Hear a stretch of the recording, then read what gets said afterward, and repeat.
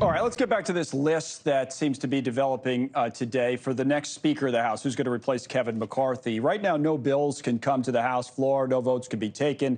And of course, we're 42 days away from a possible government shutdown after Congress passed that stopgap bill on Saturday. That bill is part of what led to some of the far-right Republicans calling for the vote to oust McCarthy in the first place that took place yesterday.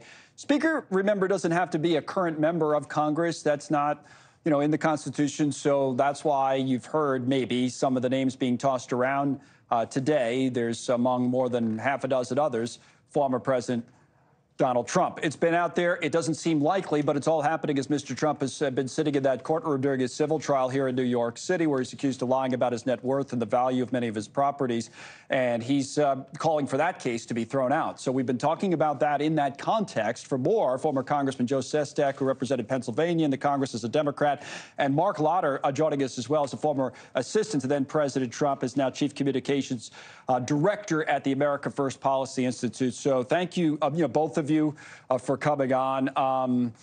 Mark, let me start with you on the speaker's race first, because we're trying to just look forward here, right? We know what happened yesterday. It was historic by, for what it's worth. It's never happened before.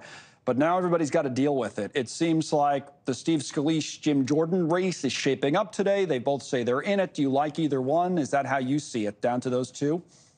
Well, I wouldn't limit it to just those two. And okay. I think, the conference will actually, decide that. But look, I think, when you have names like Jim Jordan, Steve Scalise, and many others who may get in the race, it shows what a great bench we have of conservatives. And really, this is about moving forward, because most of what you saw happen yesterday and before was about personality. It was about style. It wasn't about policy. It might have been about the speed we were getting to the policy, but it really wasn't a policy disagreement. So the key is just, let's get a speaker named, let's get united behind them, and get back to work pushing back against Joe Biden and the failed policies of the left. Can we move Donald Trump? I'll bring Congressman Sestak in a second. Is that a serious discussion, or should we move him off the list? I know a lot of people are bringing it up today, but...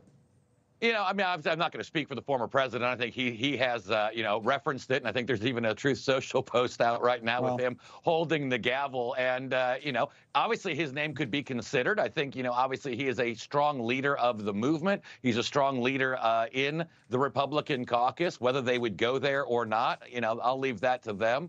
But obviously it's another name that could be considered. Right, because you don't have to technically be. We go through this all the time when there's a speaker's race. It's a favorite for us in the media that we always pointed out. You don't have to be in the House, but guess what? They're always in the House. Now, that could change because a lot of strange things have happened.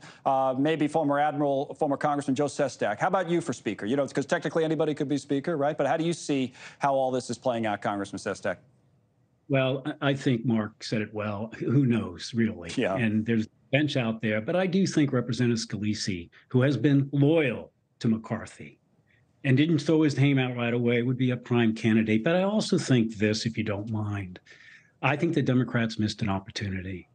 I would have liked to have seen maybe a few members from the problem solvers, the Democratic caucus, or at least maybe Speaker Jeffries throwing a few votes over there to keep McCarthy in. And I say that, yeah, they were disappointed with him, because he walked away from the deal on the debt ceiling that he had made with President Biden. But the fact is, you don't know who's going to be next. And in the military, you learn the unknown is a lot worse than what you have. And the devil you know, right? Yeah. Well, speaking of the devil, we all know that, we had almost a Faustian bargain made by Mr. McCarthy, where, as you know, Faust with Mephistopheles the demon made a deal. Then that demon pulled it out and said, I don't want your soul, but I do want that seat back. But he said something very important. At the end of it, he said, it's better to have governance than grievance. And that's why we need to move. And I would have liked to see the Democrats help out to begin to move towards where it's competence, not ideology, that matters. Where problems attack not people, but problems. And maybe then we, instead of scapegoating and grandstanding, good governance can begin to get stability in our government again. We've lost too much trust in our institutions to continue this way. Thank you for watching. Go to newsnationnow.com to find News Nation on your television provider. And don't forget to click the red subscribe button below to get more of News Nation's fact-driven, unbiased coverage.